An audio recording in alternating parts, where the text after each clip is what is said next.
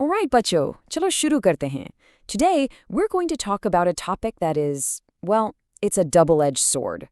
Opioid analgesics. Now, these are your most powerful weapons against severe pain, but misuse them and they can be incredibly dangerous. Understanding this topic isn't just for your exams, okay? This is about being a good, responsible doctor for your entire career.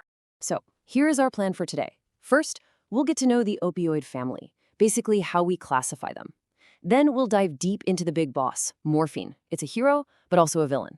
After that, we'll cover the rulebook, when you should never use these drugs. We'll also meet some of morphine's relatives, and then we'll look inside the brain to see how they actually work. And finally, we'll tackle the most serious problem, dependence and addiction. Ready? Let's go. Okay, so first things first. Before you use any drug, you have to know its background, right? Its family. And for opioids, understanding their classification is absolutely fundamental. It tells you where they come from and gives you a hint about their properties. Look here. It's quite simple, really. You have three main groups.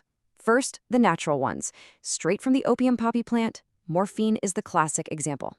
Then you have the semisynthetics, where we take a natural opioid and tweak it a bit in the lab. Think heroin. And finally, you have the full synthetics, which are made completely from scratch in a factory. Pethidine and fentanyl fall into this category. For today, we are going to focus on the prototype, the one that started it all, morphine. When it comes to powerful painkillers, morphine is the gold standard. It's the benchmark against which we measure all other strong analgesics. But, and this is a very big but, with great power comes great danger. A little too much, and this amazing medicine turns into a lethal poison. I want you to burn this number into your memory. 250 milligrams. For a normal adult who is not used to opioids, who has no tolerance, this is the estimated fatal dose. It's a scary thought, isn't it? The line between therapy and tragedy is that thin. So, how do you spot an overdose in your clinic?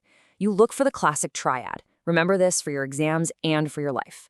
1. The patient is in a coma or deep stupor. 2. Their breathing is very slow and shallow. And 3, their pupils are constricted down to a pinpoint. If you see these three things together, you have to act immediately. The ultimate cause of death here is that the patient just stops breathing.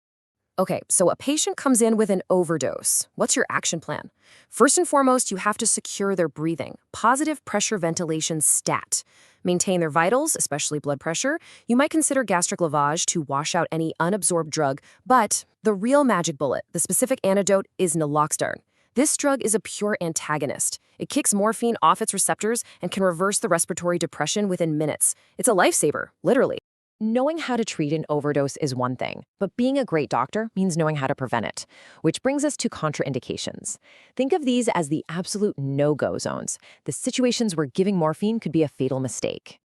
Let's do a quick thought experiment. You're in the emergency room. A patient is brought in with a serious head injury, and they are in agony. Your first instinct might be to give them morphine for the pain, but that would be a terrible, terrible idea. Any idea why?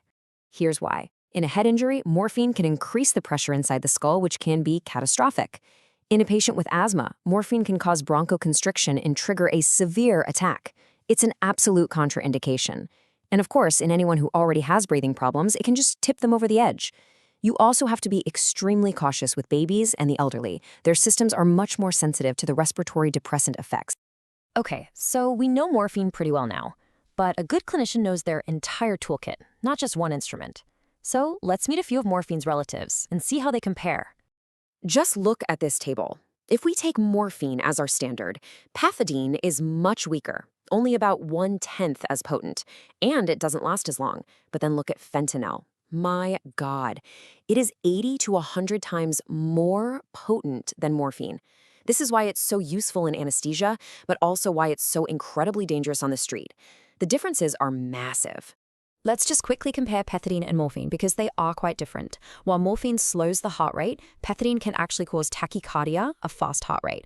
And here's a very important point. Pethidine overdose is different. It has a toxic metabolite called norpethidine, which is a CNS stimulant. So instead of just deep sleep, a pethidine overdose can cause tremors, excitement, and even convulsions. Very different clinical picture. So we've talked a lot about what these drugs do, the good and the bad, but how do they actually do it? For that, we need to go to the molecular level.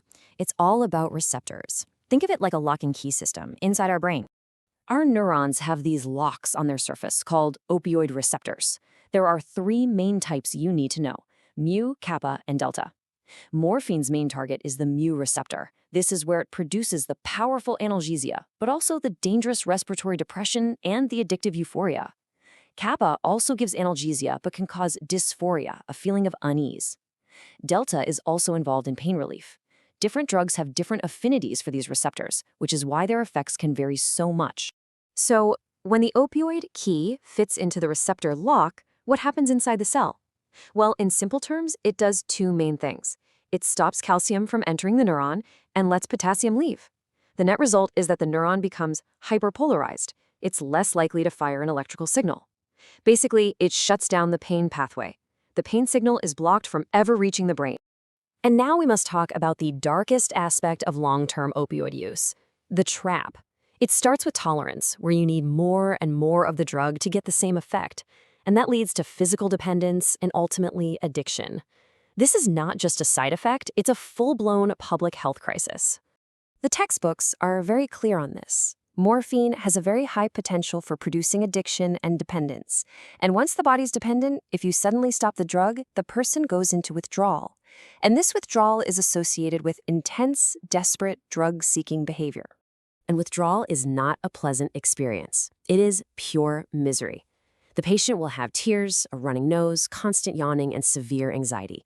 They get goosebumps, tremors, and then comes the worst part: severe, cramping abdominal pain and diarrhea. Their heart races, their blood pressure shoots up. It is an absolutely agonizing experience. So how do we manage this? We can't just stop the drug cold turkey. The principle of treatment is substitution.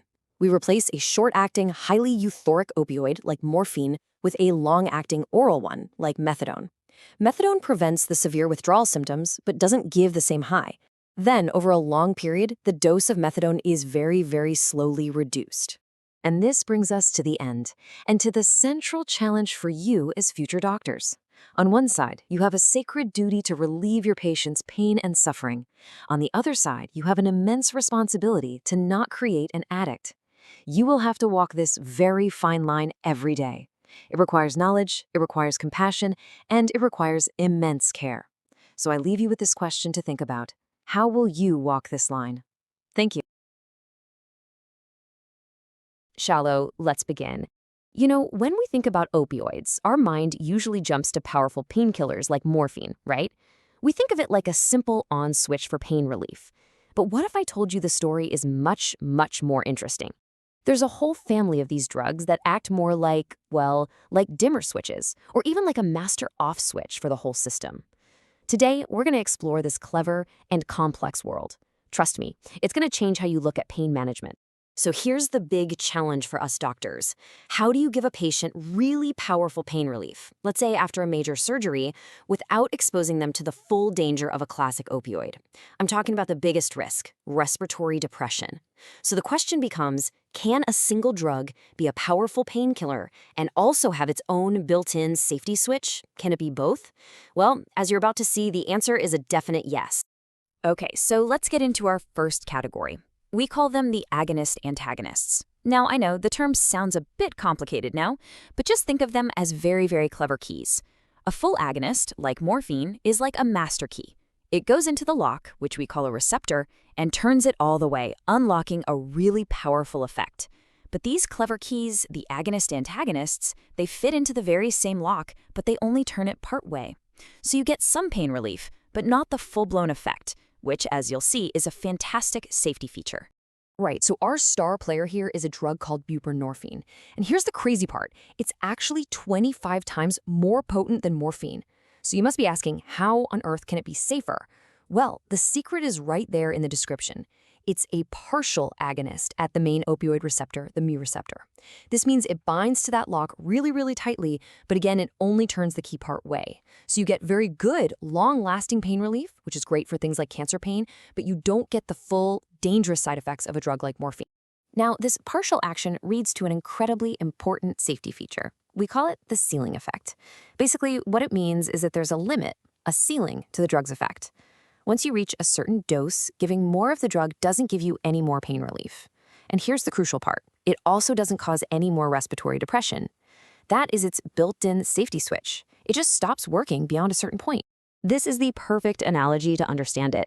Imagine you have a car that's built with a speed limiter. Let's say it's set at 100 kilometers per hour. You can put your foot down, press that accelerator as hard as you want, but you will never ever go past that speed limit. Buprenorphine does the exact same thing for pain relief and, most importantly, for respiratory depression. There is a maximum effect, a ceiling, that you just cannot cross no matter how high the dose goes. And listen, this is not just some theory. We see it in practice. Take another drug in this class, nalbuphine. The data is absolutely clear. Once you hit a dose of 30 milligrams, that's it. Finito. You get no more analgesia and you get no more respiratory depression. That 30 mg mark is its ceiling. It is the principle in action, a hard-coded safety limit built right into the drug's chemistry. Okay, so we've seen the dimmer switch. Now, what if you need to shut the whole system down? Like right now. I don't mean just dimming the lights. I mean finding the main circuit breaker and flipping it off completely. Well, that's where we meet the pure opioid antagonists. They are the master off switch. Their one and only job is to block the receptors, completely and powerfully. And that is their entire purpose in life. Imagine an emergency, like a heroin or morphine overdose, where the opioid system is just running wild, dangerously out of control. You need a way to just hit the emergency stop button, right? These drugs, they are that button. They don't try to reduce the effect, they don't negotiate, they just bring everything to a sudden, complete stop. In this family of blockers, we have three main players: naloxone, naltrexone, and nalmefene. And they work through something called competitive antagonism. Think of it like this. There's only one parking spot. That's the receptor. The opioid drug, like morphine, is already parked there. These drugs come along. They are more aggressive. They kick the morphine out of the parking spot, and they park there instead. But here's the trick. They occupy the spot, but they never, ever turn on the car's engine. They just block it. Now, of these three, we have to talk specifically about naloxone. In the world of emergency medicine, believe me, this drug is nothing short of a hero. Its main life-saving purpose is to reverse the effects of an opioid overdose. It's a miracle drug, really. So, just imagine the scene. You have a patient who has stopped breathing because of a morphine overdose. It's a critical situation. You inject naloxone intravenously. What happens next is just dramatic. Within 2 to 3 minutes, it races to the mu receptors and kicks the morphine off. All the effects, the sedation, the pain relief, everything, it's all reversed. But most importantly, breathing isn't just normalized, it's actively stimulated. The patient starts breathing again. It's an incredible thing to witness. Now let's quickly compare naloxone with its close cousin, naltrexone. They come from the same family, but they have totally different jobs. You can think of naloxone as a sprinter. It acts incredibly fast, but for a short time, maybe 1 to 3 hours. Perfect for an emergency, right? Naltrexone, on the other hand, is a marathon runner. You take it as a pill, it starts working slowly, but it lasts for a whole day or two.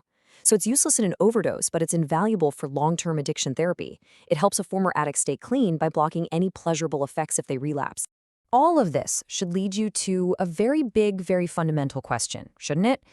I mean, morphine comes from the poppy plant. Buprenorphine is made in a lab. So why would the human body evolve these very specific locks, these receptors that are just waiting around for a key from the outside world?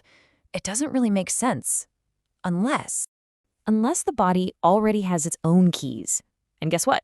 It does. This brings us to the most fascinating part. The endogenous opioid peptides. Simply put, our own bodies manufacture their own morphine-like substances. You see, the receptors weren't made for the drugs. The drugs just happened to be a perfect fit for the receptors that were already there doing their own job.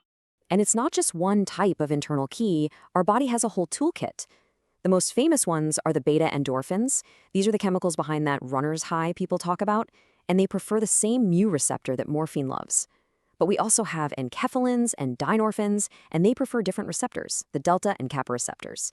It is an incredibly sophisticated system for managing pain and mood, and it's built right into our own biology. So what is the job of this internal system? Well, these peptides, they act as neurotransmitters and neuromodulators. They are constantly working in the background, quietly regulating some of our most fundamental human experiences, how we perceive pain, our general mood, feelings of pleasure, and even our motor control. It is a core, essential part of how our nervous system functions every single day. And how do we know the system is really at work? How can we be sure? Well, this quote right here is the proof, the smoking gun. When you give someone naloxone, our pure blocker, it can actually block the pain relief you might get from a placebo or even from acupuncture. Now, what does that tell you? It proves that those effects, the placebo effect, the pain relief from acupuncture, they must be working, at least partly, by causing your body to release its own opioids. Naloxone comes in and just blocks them. It's a beautiful, elegant piece of physiological evidence. And that, really, is the final powerful idea I want to leave you with. When we use a drug like morphine or buprenorphine, we aren't introducing something totally alien into our system. We are simply hijacking, or hotwiring, a deeply ancient and elegant system that was designed by evolution to manage pain and mood. The drugs are just temporary visitors. They are speaking a chemical language that our bodies have understood for millions of years. The system was there all along.